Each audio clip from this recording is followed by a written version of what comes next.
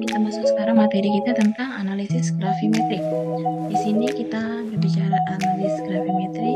Apa itu analisis gravimetri? Merupakan salah satu metode analisis kuantitatif dengan prinsip dasar pemurnian dan pembangunan komponen murni setelah dilakukan pemisahan. Oke.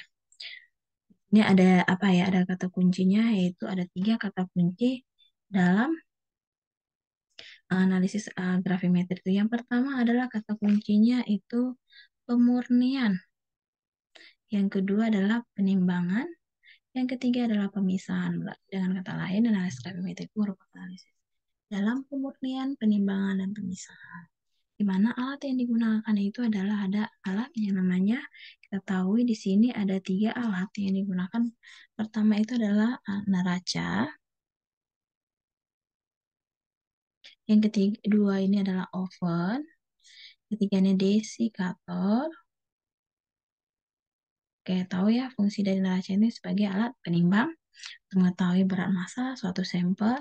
Jadi kalau oven ini untuk pengeringan, yaitu dengan pemanasan dan waktu yang telah ditentukan, di mana dari oven ini akan setelah dari pemanasan yang di oven, maka sampel agar tidak terkena kadar air yang dari uap kadar air dari udara yang bebas, maka akan langsung cepat-cepat dimasukkan ke dalam desikator. Jadi fungsi dari desikator di sini adalah untuk pengeringan, yaitu setelah dari oven agar supaya kadar air dari suatu sampel itu tidak jadi bertambah lagi setelah proses pengovenan atau pengeringan. Selanjutnya di sini ada tahapan-tahapan analisis. Yang pertama, tahapan analisis gravimetri itu yang pertama adalah tahapan dalam analisis gravimetri itu adalah pengendapan analit, proses isolasi analit, dan pengukuran berat analit. Baru yang kedua secara berurutan, tahapan analisis itu adalah sebagai berikut. Ada yang pertama itu namanya penimbangan sampel.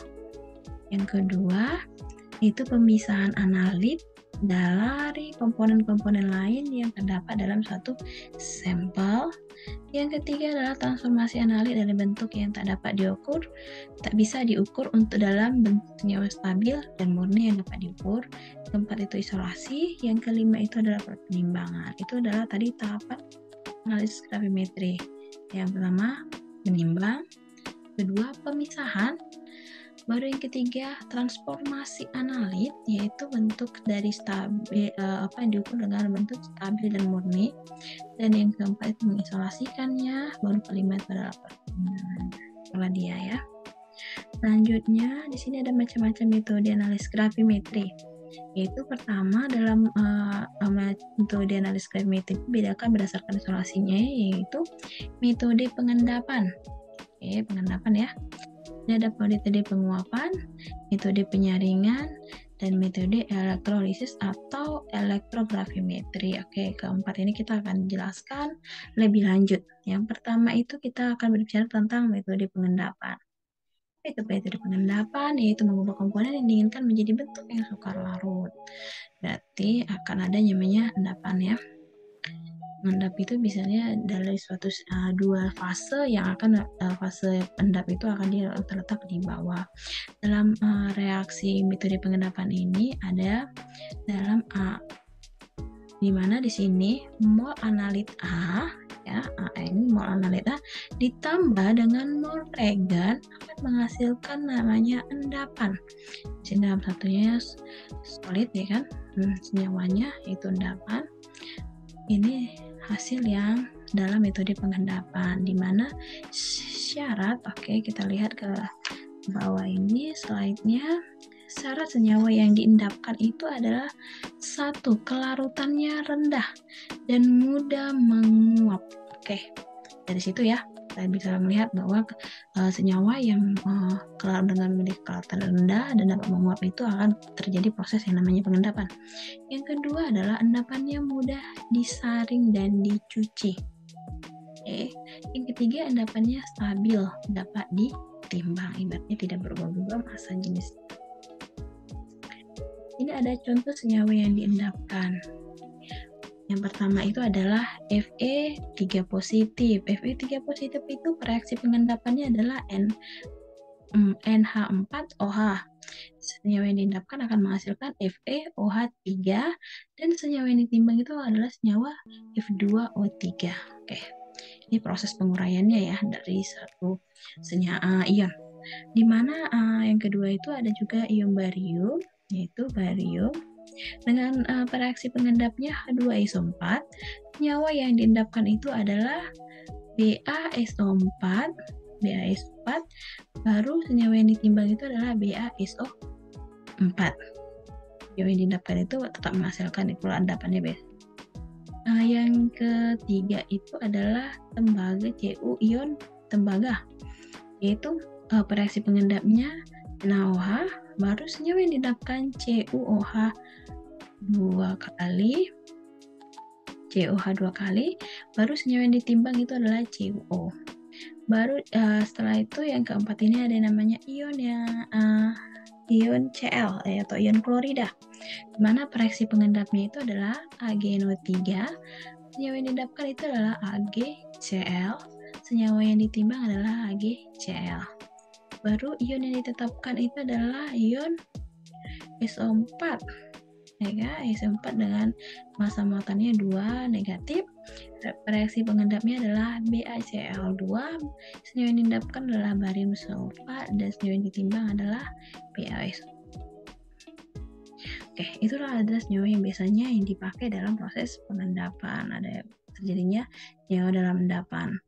Metode pengendapan ini ada langkah-langkahnya. Yang pertama itu adalah suatu sampel. Oke, di sini suatu sampel yang akan ditentukan secara gravimetri mula-mula ditimbang secara kuantitatif.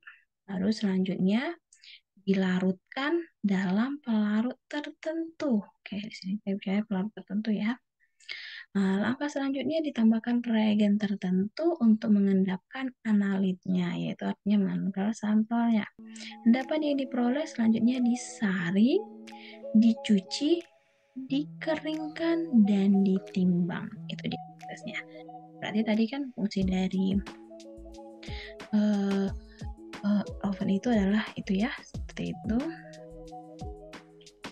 Baru ini selanjutnya ada lagi tentang proses pengendapan juga. Ini adalah maksudnya syarat juga dalam pengendapan itu adalah pertama itu pelarutan harus encer. Yang kedua, reaksi ditambahkan perlahan-lahan sambil diaduk. Itu proses agak terjadinya pengendapan secara mutlak atau secara dapat dilakukan dengan nampaknya endapan ya. Jadi harus ada proses tahapannya itu dengan syarat seperti ini. Kondisi larutannya harus panas, kondisi pH optimum atau daerah pH di mana endapan terjadi, baru endapan di gas atau dipanaskan dalam larutan atau warm in the solution. Oke, seperti itu. Selanjutnya kita masuk ke faktor-faktor yang mempengaruhi kelarutan endapan. Yang pertama itu adanya suhu. Yang kedua pelarut, yang ketiga ion senama, yang keempat pengaruh pH, yang kelima terbentuknya ion kompleks. Ini adalah faktor yang mempengaruhi dalam endapan. Ini perhatikan, oke. Kita masuk dalam perhitungan.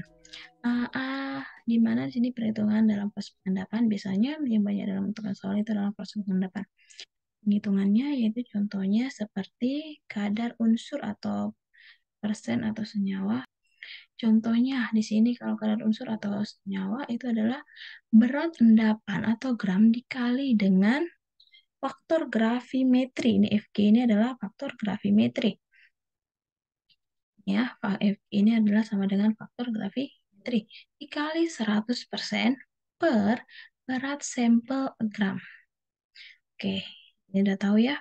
Baru cara menentukan Fg-nya atau faktor gravimetrinya adalah sama dengan massa atom relatif atau AR dibagi dengan massa senyawa yang ditentukan atau massa atom relatifnya senyawa yang ditentukan dibagi dengan massa atau MR ya. Sorry, di sini massa atom dibagi dengan massa atau molekul relatif atau MR. Tapi yang yang diendapkan. Berarti ya seperti ditanya faktor gravimetric, apa faktor endapannya yang ditanya dalam soal, itulah nanti akan dicari AR-nya. Kita langsung masuk ke yang kedua, yaitu dengan cara metode penguapan. Di mana metode penguapan itu adalah dalam analisis gravimetri digunakan untuk menetapkan komponen-komponen dari suatu senyawa yang relatif mudah menguap. Yang kedua, cara yang dilakukan dalam metode ini dapat dilakukan dengan cara pemanasan dalam gas tertentu atau penambahan suatu reaksi tertentu sehingga komponen yang tidak diinginkan mudah menguap atau penambahan suatu reaksi tertentu sehingga komponen diinginkan tidak mudah menguap. Cara yang dilakukan dalam metode ini dapat dilakukan dengan cara pemanasan dalam gas tertentu dan penambahan suatu reaksi tertentu sehingga komponen yang tidak diinginkan mudah menguap atau penambahan suatu reaksi tertentu sehingga komponen yang diinginkan tidak mudah menguap. Oke, paham maksudnya kan seperti apa? Selanjutnya yang ketiga itu ada yang namanya berat komponen. Yang menguap adalah perbedaan berat penimbangan suatu zat sebelum dan sesudah penguapan. Itu dia ya, perbedaannya adalah massa zat yang sebelum dikurangi dengan massa zat sesudah penguapan. Baru di sini ada selanjutnya, metode penguapan ini dapat dilakukan menentukan kadar air atau hidrat dalam eh, suatu senyawa atau kadar air dalam satu sampel atau basa. Baru yang ke berikutnya, berat sampel sebelum dipanaskan merupakan berat senyawa dan berat air kristal yang menguap. Pemanasan untuk menguapkan air kristal adalah sekitar 110 sampai 130 derajat Celcius. Garam-garam anorganik banyak yang bersifat higroskopis, sehingga dapat ditentukan kadar hidrat atau air yang terikat dalam kristal. Pokoknya adalah senyawanya ya. Senyawa AB dikalikan XH2O dipanaskan menghasilkan AB tambah XH2O. Oke, itu tadi penguapan. Sekarang kita masuk ke metode elektrolisis. Metode elektrolisis ini adalah dilakukan dengan cara mereduksi ion-ion logam terlarut menjadi endapan logam. Oke. Ion-ion logam yang berada dalam bentuk kation apabila dialiri dengan arus listrik dengan besar tertentu dalam waktu tertentu, maka akan terjadi reaksi reduksi menjadi logam dengan bilangan oksidasi O-nya. Endapan yang terbentuk selanjutnya dapat dapat ditentukan berdasarkan beratnya. Misalnya, pengendapan tembaga terlarut dalam suatu sampel cairan dengan cara mereduksi, yaitu mereduksi contohnya seperti CO2 positif tambah 2 elektron menghasilkan CO. Itu kan dalam proses mereduksi kan, reduksinya dia melepaskan darah 2 elektron. Cara elektrolisis ini dapat diberlakukan pada sampel yang diduga mengandung kadar logam dengan terlarut cukup besar pada air limbah. Selanjutnya kita masuk ke dalam agar penetapan kuantitatif mendekati nilai sebenarnya, maka proses pemisahan atau pengendapan analit dari komponen lain harus berlangsung sempurna. Yang kedua, endapan analit yang dihasilkan diketahui dengan tepat komposisinya dan memiliki tingkat kemurnian yang tinggi, tidak bercampur pengotor. Metode pengendapan atau persipitasi merupakan metode yang paling banyak digunakan. Biasanya memang ya metode pengendapan adalah dari semuanya yang digunakan paling banyak untuk menganalisis gravimetri karena langsung dapat ya dilakukan dengan alat yang sederhana, tidak terlalu ribet itu. Ini ada namanya gangguan pada gravimetri. Yang pertama itu adalah kopresipitasi, itu pengendapan ikutan. Satu zat ikut mengendap bersama dengan konstituen yang ingin diendapkan. Jadi artinya baru ada lagi istilah dengan oklusi, di mana oklusi artinya pengepungan.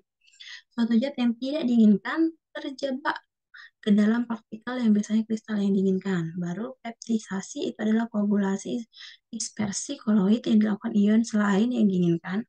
Proses menyebarnya zat yang tidak larut ke dalam satu cairan dalam bentuk koloid. Kayak gini kita contoh soal kita perhatikan semuanya. Yang pertama itu adalah Suatu analisis, oke, contoh soal yang pertama, suatu analisis penentuan kadar ion Cl dalam sampel dengan metode gravimetrinya 8,50 gram, sampel yang mengandung ion Cl. Kemudian ditambahkan larutan AgNO3 sehingga terdapat endapan AgCl sebanyak 1,08 gram. Hitunglah persen kadar ion Cl dalam sampel di mana air Ag adalah 108 dan Cl adalah 5,5. Oke, coba perhatikan dari soalnya. Kita lihat dulu apa yang diketahui. Di situ diketahui adalah dalam sampel ion meteornya berarti 8,50 gram sampel. Oke, berarti di situ diketahui adalah berat sampel. Oke, berat sampel sama dengan berapa? 8,50 gram. Ya kan? Baru diketahui apa lagi? Berat endapan. Ini kan terdapat endapan AgNCl sebanyak 1,08 gram. Berarti adalah yang kedua, berat endapan. Atau bisa disingkat tadi kan seperti apa P ya. Itu sama dengan 1,08 gram. Oke, maka kita masukkan ke diketahui. Apa yang pertama kita cari adalah MR. MR siapa? MR dari AgCl. Oke, MR AgCl itu cara mencarinya bagaimana? AR Ag ditambah ArCl menghasilkan berapa air Ag tadi dikasih tahu 108 ditambah dengan Cl-nya airnya 35,5. Maka menghasilkan berapa hasilnya? 143 ya, 5. Itu dia. Baru kita masuk lagi ke udah MR kita cari apa lagi setelah MR? Masuk kita ke faktor gravimetrinya. Kita mencari faktor gravimetri. Oke, faktor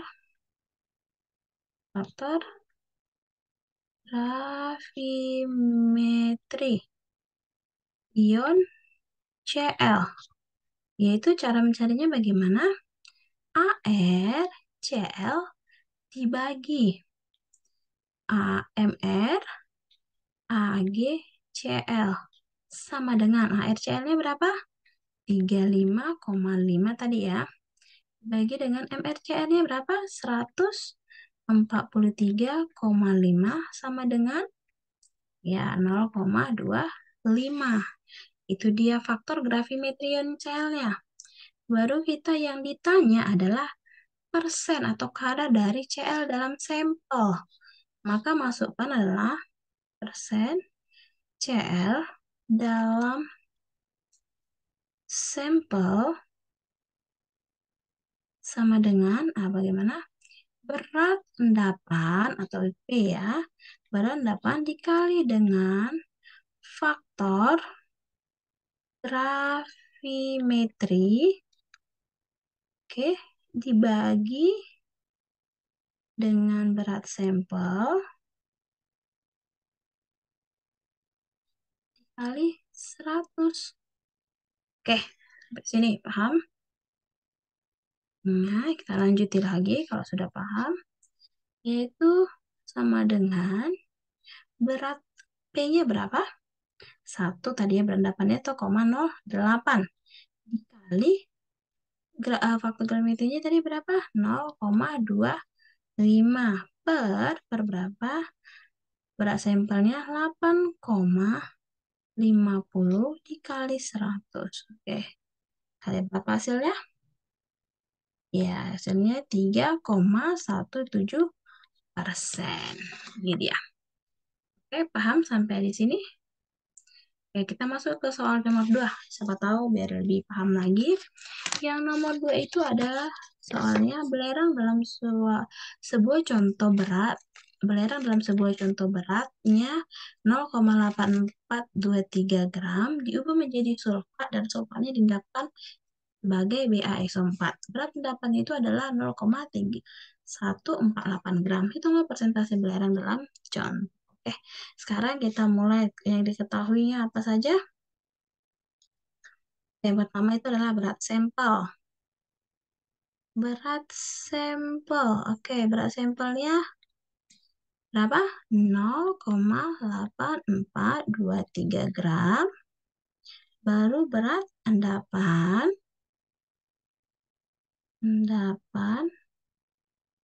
sama dengan 0,3148 gram. Oke ya. Baru di sini kita setelah apa? Kita mencari MR. Massa atom relatif dari si BaSO4. Sama ada berapa carinya? Cara carinya bagaimana? ARBA ditambah ARS ditambah 4 kali ARO. Oke, paham ya? ARBA itu berapa? 137 ditambah AR sulfur itu adalah berapa? 32 ditambah dengan AR dari si oksigen. Berarti apa? 4 kali 16. Oke, sama dengan berapa hasil seluruhnya? 233. Itulah MR dari si BaSO4.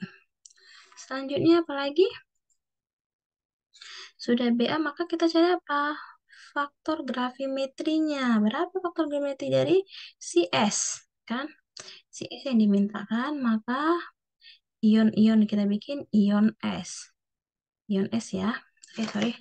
Biar kita baguskan dulu. Kelihatan nampak.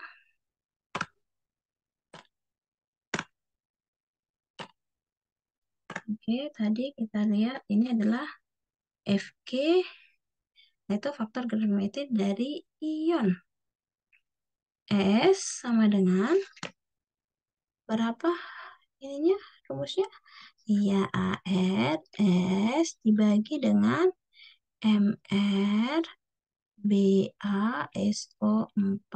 Maka sama dengan berapa ARS? 32 dibagi dengan 233 sama dengan 0,137. Oke, kita ambil 3 belakang koma ya. Karena di sini contohnya berat sampel adalah 4 di belakang koma. Jadi kita ambil 4 belakang koma. Baru kita masukkan adalah yang ditanya adalah itulah persen belerang. Maka persen S dalam sampel sama dengan berapa? Berat endapan, endapan atau P ya, berat endapan dikali dengan Fg per berat sampel. Berat sampel kali 100. Oke. Dikali 100. Maka di sini berapa berat endapannya tadi? 0,3148 kali berapa? Dikali 0,1373 itu berat gravimetrinya dibagi dengan berat sampelnya berapa? Berat sampel 0,8423 sama kali dengan 100 dulu ya. Kali 100 sama dengan berapa hasilnya? Ya, hasilnya 0,051%. Itulah dia. Oke, sampai di sini paham? Kalau sudah paham, coba kita kerjakan dulu. Coba kalian kerjakan dulu. Di sini ada 4 soal. Kira-kira 4 soal ini coba kalian kerjakan. Ya, nanti akan Ibu share soalnya dan ini juga akan bisa kalian pelajarin juga untuk materinya. Oke.